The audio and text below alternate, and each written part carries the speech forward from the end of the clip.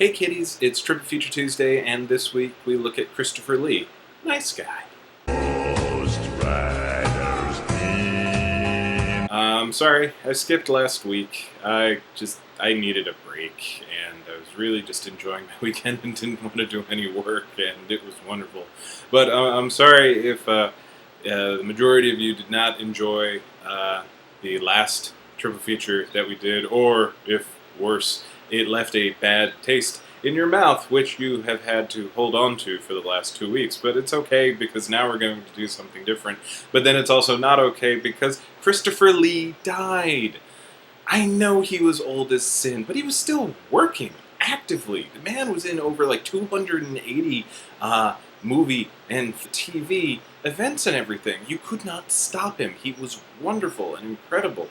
And you know, everybody seems to know him as the towering, scary bad guy, because, let's be honest, most of the time he was playing a towering, scary bad guy, because he was so good at it. But he was also just a good actor, and so I thought, let's go the opposite direction in our memorial of Christopher Lee, and look at the few times that he played a genuinely nice person, or, at minimum, a protagonist that isn't, a bad guy. So our menu is going to include Jinnah, Nothing But the Night, and The Hound of the Baskervilles.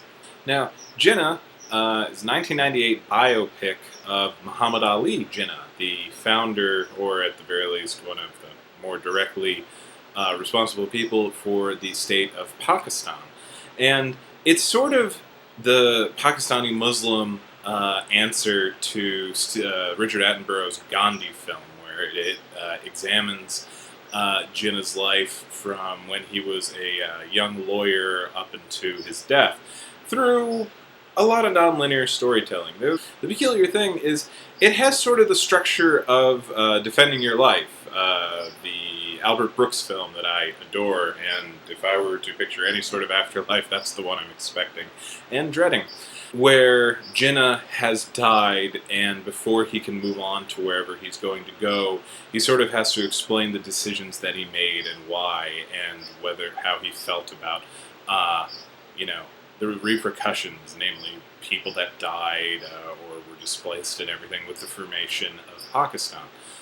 Christopher Lee plays our title character, Muhammad Ali Jinnah, and the weird thing is he actually does sort of look at him. If you look at pictures of Jinnah at that age, Christopher Lee doesn't look terribly not like him, despite the fact that he's, a British-Italian man, or of British and Italian descent. And Jinnah was Indian.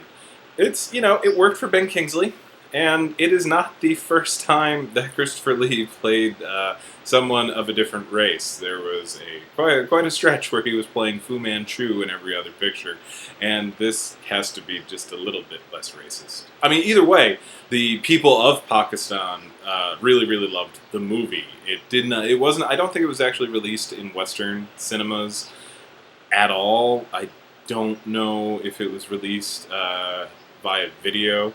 But the people of Pakistan saw it, and the people of Pakistan loved it, so who are we to argue with them being okay with Christopher Lee playing Jinnah? Christopher Lee, just incredible.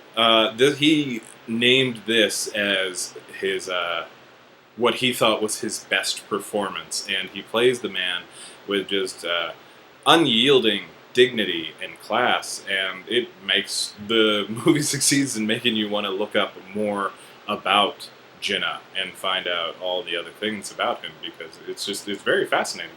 And as a completely ignorant white guy Westerner, it was just really interesting to see a prominent Muslim leader calling for a separation between church and the church and the political or the government in the formation of Pakistan. So that was just refreshing. I was not expecting to enjoy the film as much as I did. And despite the goofiness of the Defending Your Life segments, it really does work overall. And this is just, Christopher Lee's at the top of his game here, and it's really, really something. If you can track it down, I would highly recommend it. We go in increasing order of fun, and so we go to 1973's Nothing But the Night, directed by Peter Sarsdy. Produced by Charlemagne Productions Limited. Now, Charlemagne Productions Limited is Christopher Lee. He could, he claimed, trace his ancestry back to Charlemagne. Just one little facet of what made him one of the most interesting men alive, let alone in film. 70s, sort of pseudo supernatural detective story with Christopher Lee as Colonel Charles Bingham, a police officer who comes out of retirement to find out what's going on with all these peculiar deaths where these random people are just dying in horrible fashion. It's a good way to start the movie with all these horrific deaths where you see like one guy being pushed off a building, another being driven off of a mountain, and another being just shot in the face. And the thing is, none of the people are, fighting back. It's strange. So Christopher Lee goes to his his buddy in the pathology department, Peter Cushing. That's right, Christopher Lee and Peter Cushing in a non-Hammer horror picture. So that is a reason to watch this alone. Unfortunately, that's sort of the only reason to watch this. This movie does its level best to not let you know what the movie is about up until the last 5 minutes of it. There are creepy children. There are creepy people. There is this chav of a woman who is trying to get back her daughter, who is, for all intents and purposes, a witch. She actually drives around in a witchmobile. And I know it's a witchmobile because it's covered in tarot cards and has a black cat painted on the front. Like the face of a black cat is driving at you. It's absurd. It turns out like all the children are evil by the end of it, and you have like a little bit of Village of the Damned type of thing. But it really doesn't hold your attention at all. And for like the first third of the movie, you're following around this psychiatrist and a reporter who, by the end of the movie, have nothing to do with anything. And they're really unlikable. And all through the whole time, you're just like, where you have Christopher Lee and Peter Cushing.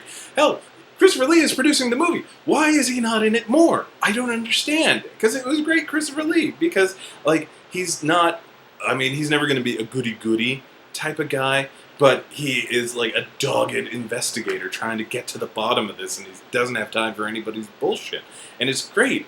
Whereas Peter Cushing just sort of seems really put upon his character, which is not the way he was from seeing the great Mark Gatiss 3-part documentary miniseries on English horror movies, or being a horror movie fan in England. Peter Cushing was just a lovely, lovely man. And he and Christopher Lee were actually the best of buddies, which makes all the Hammer horror movies so much more fun knowing that.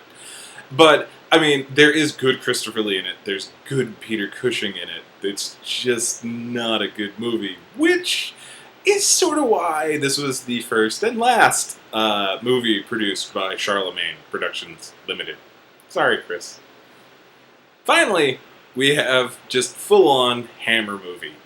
The Hound of the Baskervilles, of course based on Sir Arthur Conan Doyle's Sherlock Holmes story of the same name, with Peter Cushing playing the world's greatest detective, and Christopher Lee playing Sir Henry Baskerville. Not only is he not the bad guy, he's actually the victim through the whole movie. There is a conspiracy to kill him and every other member of the Baskerville line. And it's up to Sherlock Holmes and John Watson to save the day. And I'm going to be honest, for being as big a movie buff in general and horror movie fan as I am very lax on my Hammer horror experience. So this was just wonderful. Now, does anything look better than Technicolor? Does it? It just, all the colors pop and it looks beautiful. Lavish production values, goofy scare moments, Peter Cushing nailing it as Sherlock Holmes. Granted, I'm more used to the absurd, larger-than-life, ridiculous versions like the Benedict Cumberbatch and the Robert Downey Jr., which I love. But it's nice seeing the traditional Sherlock Holmes every so often, especially like the traditional basic lapdog version of John Watson as well, is a good time. Christopher Lee playing basically a romantic lead throughout most of the movie, because he's other than being scared of or people trying to scare him, well, the main stuff for him to do is he's falling in love with this quote-unquote peasant woman. And he's just charming. Christopher Lee back in the day, was just a handsome, handsome man. And just huge in that voice. Come on. He's just going to be missed. I really... This was a bummer. Like, this was a weird death trifecta week, because you had Christopher Lee, Ornette Coleman, and Dusty Rhodes. I mean, the American Dream died this week, and and Christopher Lee, the best British horror movie man ever, died. And it's going to be a loss, because it's not like he stopped making movies.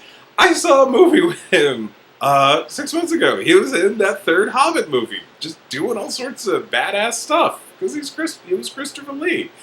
And this is just a bummer. But I mean, nobody's ever really gone in moviedom, because you can always watch their movies, and he's got over 280 that you can go out and rent right now. So finish up watching this video and go watch them, and I will see you guys next week.